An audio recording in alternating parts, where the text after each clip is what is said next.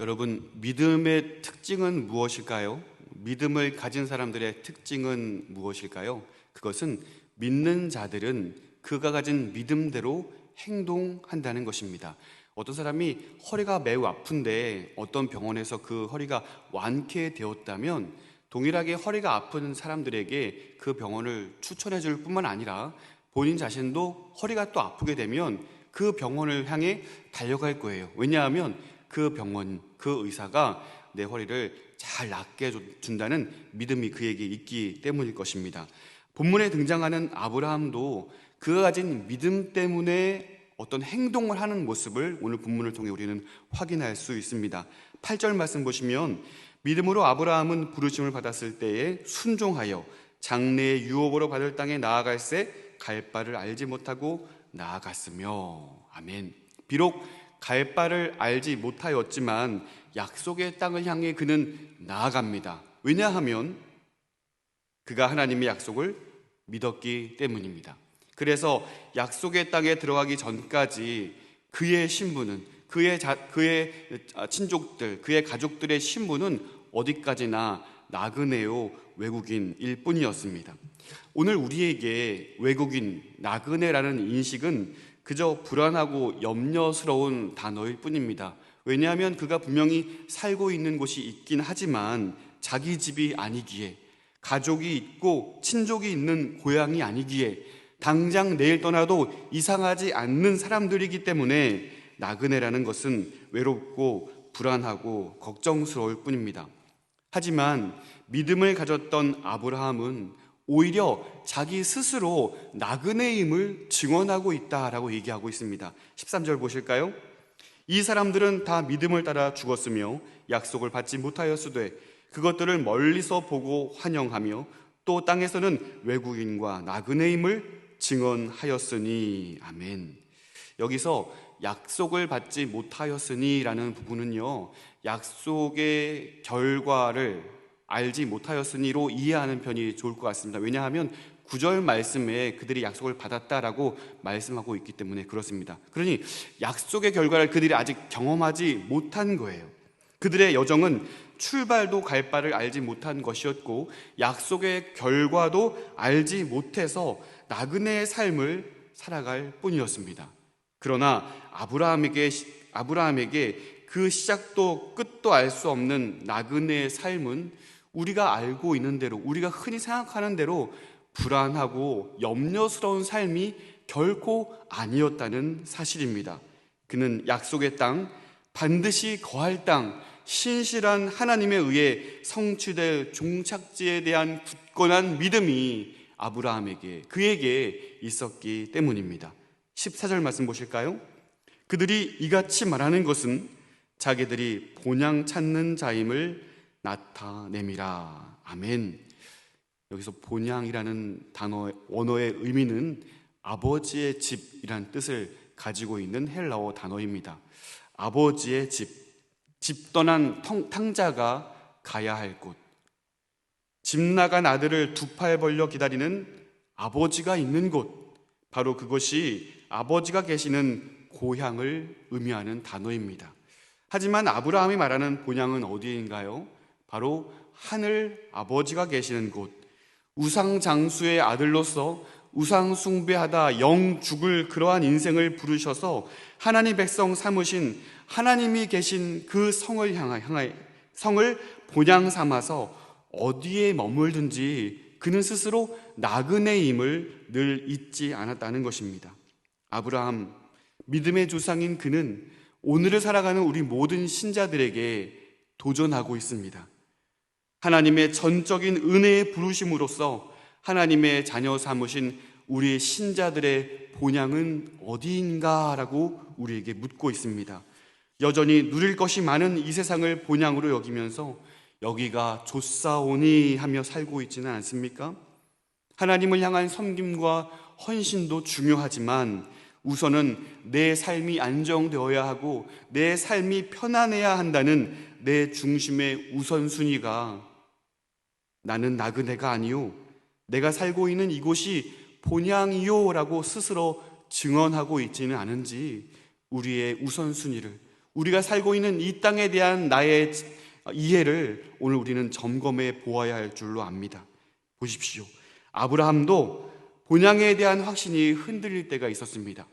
하나님의 약속이 도저히 이루어지기 어렵겠다 생각하여 인간적인 방법을 동원하여 하나님을 신뢰하지 못할 때가 분명히 있었습니다.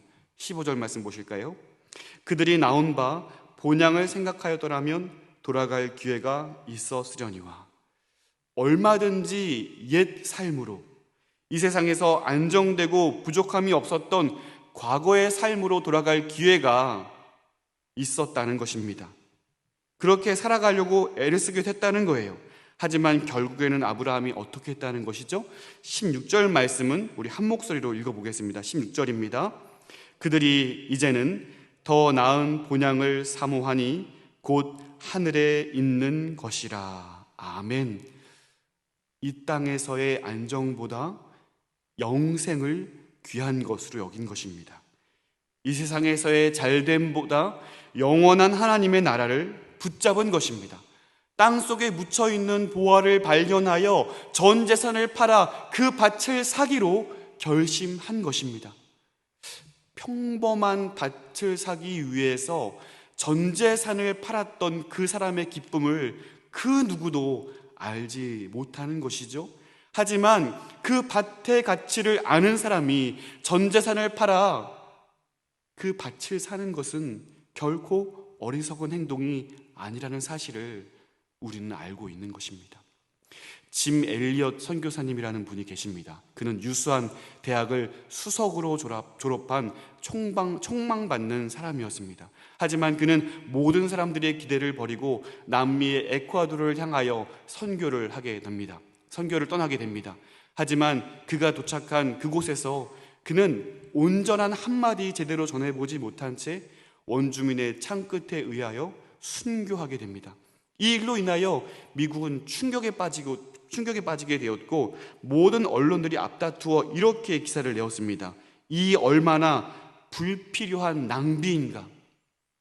만일 그가 유수한 대학을 졸업한 채로 많은 사람들의 기대대로 그는 미국에 남아 있었다면 좋은 직업을 갖게 되었을 것이고 또 좋은 가정을 꾸려서 얼마든지 행복한 삶을 살고 그 미국 사회에 또 기여하는 유능한 인물로서 그가 쓰임받게 되었을 거라는 사실입니다. 하지만 그는 짐 엘리엇 선교사는 더 나은 본향을 사모한 사람이었습니다. 그는 영원한 가치를 알았기 때문에 많은 사람들의 기대보다 이 땅에서의 안정보다 더 나은 본향을 향해 앞으로 나아갔던 사람입니다. 그의 일기장에는 이러한 글귀가 적혀 있었다고 합니다. 영원한 것을 위해 영원하지 않은 것을 포기하는 사람은 결코 어리석은 사람이 아니다. 그는 영원한 하나님 나라를 향하여 전진했던 사람임을 우리는 보게 됩니다. 여러분, 영원한 것을 위해 영원하지 않은 것을 포기하는 그러한 삶이 왜 어리석지 않을까요? 오늘 본문 말씀은 이렇게 기록하고 있습니다. 16절 하반절 말씀 보시기 바랍니다. 이러므로 하나님이 그들의 하나님이라 일컬음 받으심을 부끄러워하지 아니하시고 그들을 위하여 한 성을 예비하셨느니라. 아멘. 하나님이 부끄러워하지 아니하시는 믿음의 삶을 살아갈 수 있는 저와 여러분의 삶이 되시기를 주님의 이름으로 축원드립니다. 그렇습니다. 신자의 삶은 아브라함과 같이 믿음을 붙들고 살아가는 사람들입니다. 이미 좋은 것이 우리에게 왔지만 더 좋은 것은 아직 우리에게 오지 아니하였습니다. 예수 그리스도의 재림으로 성취될 완전한 더 나은 본향을 향해 나그네의 삶을 살아갈 수 있는 저와 여러분들이 될 수 있기를 간절히 소원합니다. 이 땅에서 여전히 우리가 누릴 것이 많이 있지만 이곳은 우리가 영원히 머물러야 할 본향이 아닙니다. 우리에게는 더 나은 것, 더 좋은 것, 아직 이루어지지 아니한 완벽한 하나님 나라의 성취가 우리에게 예비되어 있습니다. 아브라함을 보십시오. 하나님이 계신 본향을 사모함으로 그는 찾아온 시험까지 완벽하게 감당하는 모습을 보게 됩니다. 17절 말씀 보실까요? 아브라함은 시험을 받을 때에 믿음으로 이삭을 드렸으니 그는 약속들을 받은 자로 돼 그 외아들을 드렸느니라. 아멘. 이러한 아브라함의 모습은 전혀 인격적이지 않은 맹신의 모습이 결코 아님을 우리는 알게 됩니다. 아브라함의 모습을 통하여 특별히 하나님과 교제하며 친밀한 관계 속에서 그 경험 가운데 하나님을 알아갔던 아브라함으로서 이러한 시험을 감당하는 그의 모습은 오히려 맹신이 아니라 하나님과의 철저한 관계 속에서 이러한 순종을 하는 모습을 우리는 깨닫게 됩니다. 그는 하나님께서 약속하신 그 말씀에 대한 믿음이 있었기 때문입니다. 18절 말씀 보실게요. 그에게 이미 말씀하시기를 내 자손이라 칭할 자는 이삭으로 말미암음이라 하셨으니, 하나님의 약속이 있기에, 하나님의 약속은 반드시 이루어질 것을 그가 믿기에, 하나님의 약속에 근거하여 그 말씀에 근거하여 아들 독자까지 내어드릴 수 있었다는 사실입니다. 무엇보다 이미 자식을 낳을 수 없는 육체적인 한계 중에 하나님의 특별한 은혜로 이삭을 얻은 것이기에 하나님께 이삭을 드린다 할지라도 그 죽은 자를 다시 살리실 것에 대한 믿음이 아브라함에게 있었다는 사실입니다. 그러므로 아브라함은 자신의 보물을 잃을 것에 대한 두려움보다 약속을 이루실 하나님, 죽은 아들도 다시 살리실 그 신실한 하나님을 바라보았다는 사실입니다. 사랑하는 성도 여러분, 우리에게도 찾아오는 많은 시험이 있을 것입니다. 그 모든 시험 가운데 내 중요한 것을 잃을 것에 대한 두려움보다 나의 삶을 인도해 나아가실 그 신실한 하나님을 바라볼 수 있는 저 여러분 될 수 있기를 간절히 소원합니다. 그 믿음이 우리에게 찾아온 그 시험을 온전히 극복하게 할 줄로 믿습니다. 여러분 19절 말씀 보십시오. 그가 하나님이 능히 이삭을 죽은 자 가운데서 다시 살리실 줄로 생각한지라 비유컨대 그를 죽은 자 가운데서 도로 받은 것이니라. 아멘. 사랑하는 성도 여러분, 하나님의 약속을 믿는 자들의 삶이 비록 나그네의 삶일지라도 이미 그 삶은 하나님이 통치하시는 하나님의 나라를 살고 있음을 여러분 믿으시기를 바랍니다. 하나님을 믿기에 불가능이 가능케 됨을 또한 여러분 믿으시기를 바랍니다. 신실하신 하나님을 묵상하십시오. 전능하신 하나님을 신뢰하십시오. 그 하나님이 우리와 함께 하시기에 오늘 그 하나님의 통치 가운데 살아간다면 이미 우리는 하나님 나라를 살고 있음을 여러분 믿으시기를 바랍니다. 이어지는 본문의 말씀을 보시면 아브라함으로부터 시작된 그 믿음이 그의 아들 이삭에게, 야곱에게, 요셉에게 여전히 믿음대로 살아가는 모습을 우리는 보게 됩니다. 이것이 우리에게 도전하는 귀한 교훈은 무엇입니까? 믿음은 전수되어야 한다는 것입니다. 우리 당대의 그 믿음이 끝나는 것이 아니라 우리의 다음 세대에게 그 믿음이 여전히 전수되어서 그들도 그 믿음대로 행동하는 놀라운 삶의 방식이 이어져야 한다는 사실입니다. 그러므로 우리는 다음 세대를 위하여 간구하고 그들을 위해 기도하고 그 믿음이 끝까지 이어질 수 있도록 우리의 이 믿음의 모습을 힘있게 전수해야 할 줄로 믿습니다. 특별히 이번 주부터 시작되는 유치부와 유초등부 여름 성경학교를 위해서 여러분 기도해 주기를 바랍니다. 여러분, 우리가 힘을 다하여 관심을 갖고 우리 교육자들과 선생님들의 사역을 위해서 우리가 힘이 되었으면 좋겠습니다. 특별히 우리 어린 아이들이 우리에게 있는 그 믿음을 이어받아 그들이 젊은 날의 창조주를 기억하여 이 시대와는 살아가는 모든 사람들과는 구별된 믿음의 사람들로 온전히 성장할 수 있도록 여러분 기도해 주시기를 바랍니다. 그것이 우리 교회가 감당해야 할 귀한 사명이지 않겠습니까?